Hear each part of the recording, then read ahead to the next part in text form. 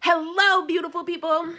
This is March, and we're about to talk money because this month things are crazy for me. Ta-da! Yeah, B. Okay, so if this is your first time tuning in to my life and me putting it all out there, welcome. If it's not, welcome. Get ready for some interesting stuff. So, this is March. It's a new month. Let me tell you what happened in February. So, at the beginning of February, it started off pretty rocky. I briefly touched on this in my last video, but I'll recap because the saga continues. The coronavirus outbreak happened over Tet holiday. I was here in the United States. When it was time to go back to Vietnam, I got stuck in Hong Kong. Being in Hong Kong and not being able to get back to Vietnam from Hong Kong, what I did was I used my emergency fund to purchase a ticket and pay for my luggage to get to Cambodia. Once I was in Cambodia, I also used my emergency fund to pay for a visa and my bus ride back to Ho Chi Minh City. Super happy, really thankful because I successfully made it back to my house in Ho Chi Minh City. It was awesome. And then that evening, which was February 3rd, they were like, February 2nd. They were like, we're not gonna start school. We're going to continue the break because it was just really crazy and they were trying to contain everything and make sure that there wasn't an epidemic in Vietnam. So I was super excited. I was like, hey, this is great. I will happily not work for 2 weeks so I can adjust and not be jet lagged. And that was great. However, at the end of the 2 weeks, they decided to extend the school closures.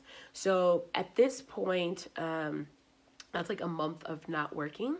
And also during that time, I had some stuff come up with my family and I actually needed to return back to the United States. So I just decided to take that opportunity to come home since I didn't have to worry about missing work, be with my family, and then from there, I decided to stay here and until they reopen the schools and let classes resume.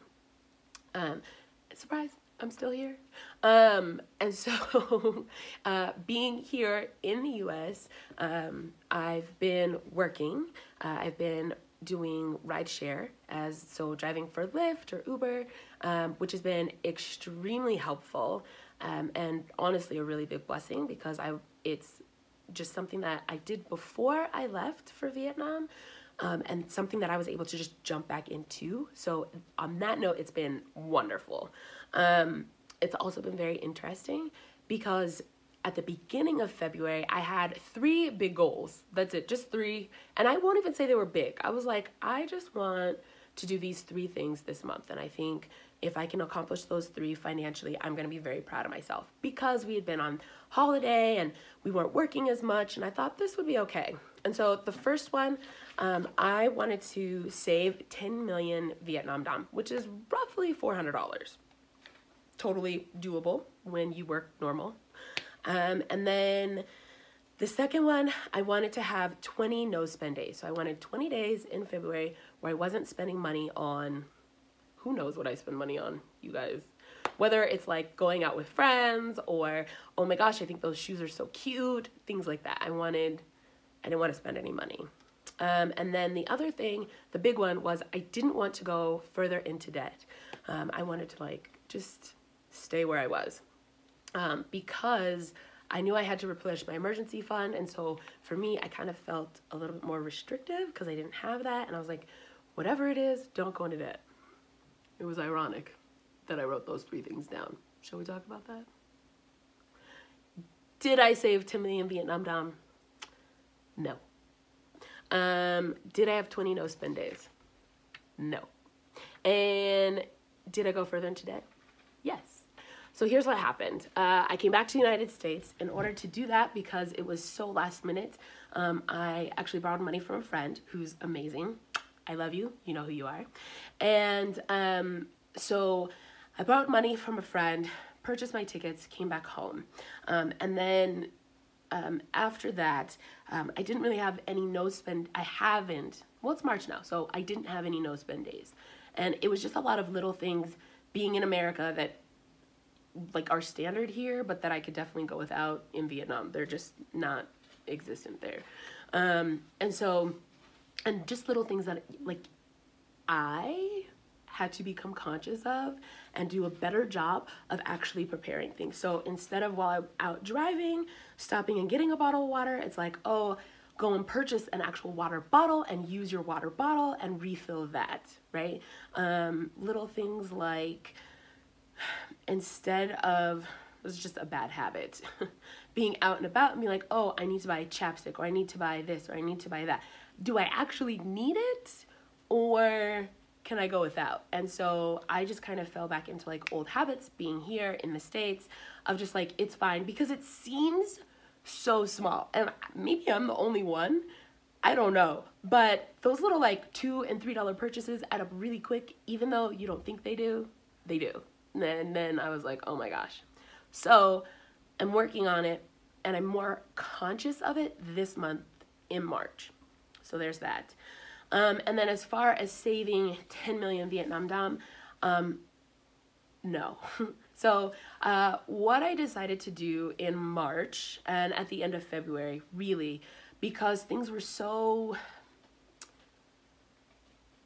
up in the air, everything was just unpredictable.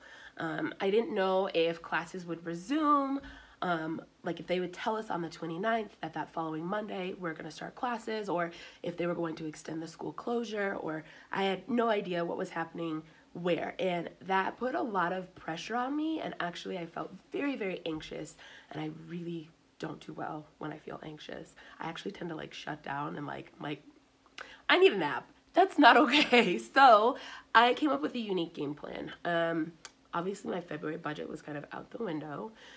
And then for March, what I decided, instead of having like a solid budget, this goes here, this goes there, and freaking out because literally I don't have that money at that time. It's definitely a mental thing for me. I'm working on it. It's a process.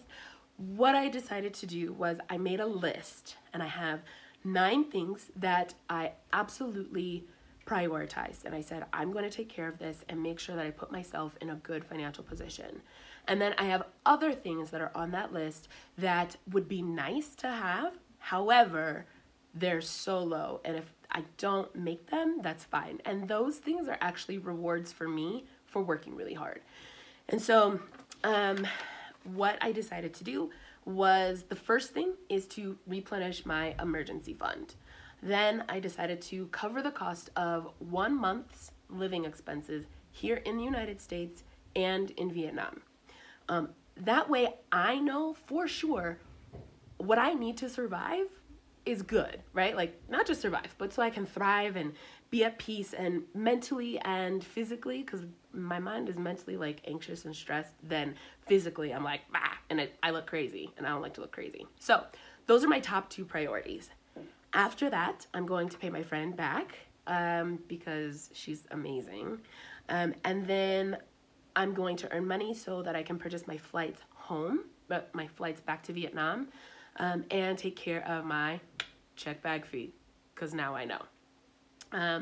After that, I actually have my website renewals. So I have 2 websites, and their yearly renewal is coming up, and I want to make sure I take care of that before I head back to Vietnam. So it's a yearly expense that I don't have to worry about. So that's important to me. The other one is rent for my mom. My mom actually is like, no, you can stay here, it's fine. She mentioned nothing about rent, which true, and technically no, I don't have to pay. However, like, I'm in her house, I'm eating her food. I don't think I've bought food one time, because my mom's always like, what do we need? And she just buys it.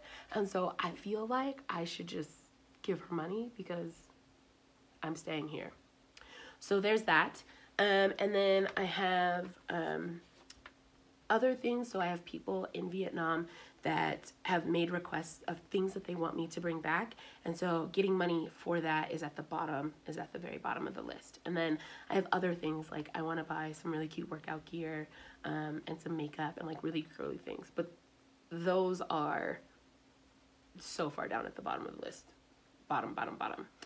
And then, which is great. Next, as far as like day-to-day expenses, I have budgeted $100 a week, so roughly $15 a day for gas, and then $50 a month for car washes. Since I'm driving for a rideshare company, it's really important that you keep your car clean and up to date. And what I mean by up to date is like presentable, right? And like make sure that I do things like an oil change and looking after the tires and that sort of thing. And so I've put money aside for that. And then that's pretty much where I stand with everything as far as budgeting this month. So it looks so different than my previous months, but only because my brain is just trying to adapt to what's happening. I'm working with a certain amount of time, and so I figured it would be best for me to prioritize certain things and hit the most important things first, and then worry about the other things, and then just go from there. But yeah, that's what my money's looking like this month. Also, if I'm putting it out there because I'm really hoping this happens, if I hit my 9 major goals this month, by the 15th, and we'll see, I'm almost there, which is really nice, then I will work next to earn money and pay off my car, because I don't owe that much, and I honestly could do it because I've made quite a bit of amount of money within the past 3 weeks, which is awesome. And so if I can really focus, here's the thing, I actually can really focus. The problem is it's mental. Like you're like, oh, I'm over this. And so it's getting over that hump. And so just keeping myself inspired and motivated and driven, because I think I could pay off my car by the end of the month. How awesome is that? But I'll keep you updated. That's like my stretch goal for the month. Not in the budget, just a goal. That's all. Okay, that's the end. I've talked for a really long time. I will see you guys next month. Bye. Yeah, B. Talk your shit. Partner, let me upgrade you.